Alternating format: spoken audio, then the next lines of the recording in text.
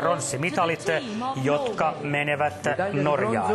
Lars Bystøel, Björn Einar Rumören, Tommy Ingebrigtsen ja Roar Jökelsöi. Siinä Norjan pronssinelikko.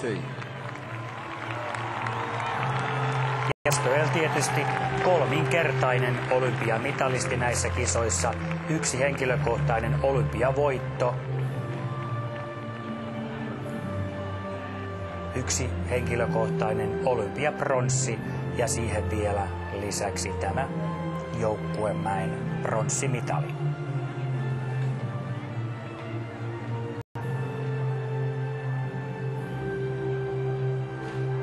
Ja Suomen joukkue kerrotaan se vielä samalla, kun norjalaiset vielä ottavat yleisön suosionosoitukset vastaan. Suomen joukkue hyppyjärjestyksessä Tami Kiuru, Janne Happonen, Janne Ahonen ja Matti Hautamäki. Ja tässä näin pikkutakit päällä tyylikkäästi ja Tami on laittanut oikein solmiotakin kaulaan.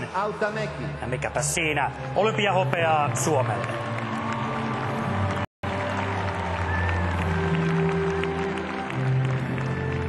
Pienet tuuletukset näköjään sieltä Janne Ahoselta ja Matti Hautamäeltäkin tuli.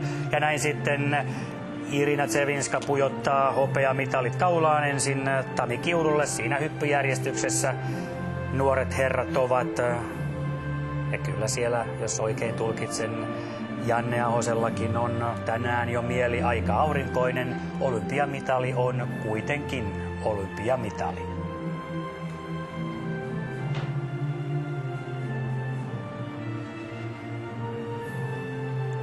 Matti Hautamäelle tämä mitali, joka kaulaa nyt pudotetaan, on olympiahistorian 4.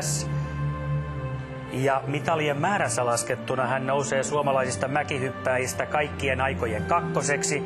Matti Nykäsellä hän on 4 kultaa, 1 hopea. Hautamäeltä se kultainen vielä puuttuu.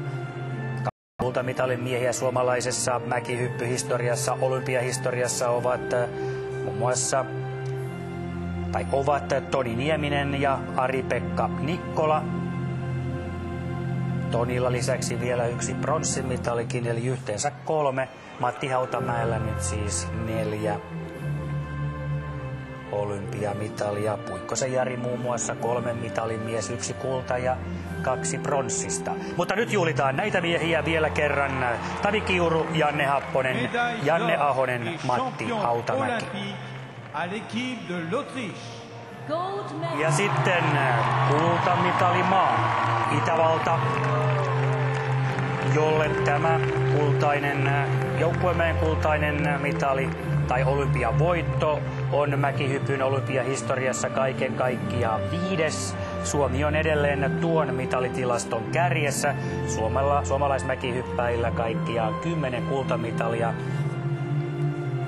Se on 1 enemmän kuin Norjalla, mutta eilisillan voittajat ja nyt keskimmäisellä korokkeella tämän kilpailun suurimpina sankareina itävaltalaiset Andreas Wiedhölzel, Andreas Koffler, Martin Koch ja Thomas Morgenstern.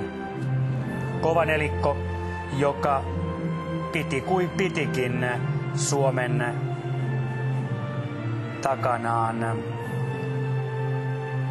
Eroa vain 5,4 pistettä.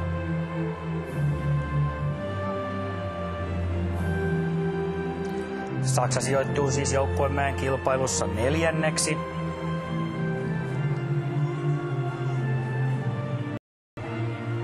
Puola 5. Japani 6. Sveitsi 7. ja Venäjä 8.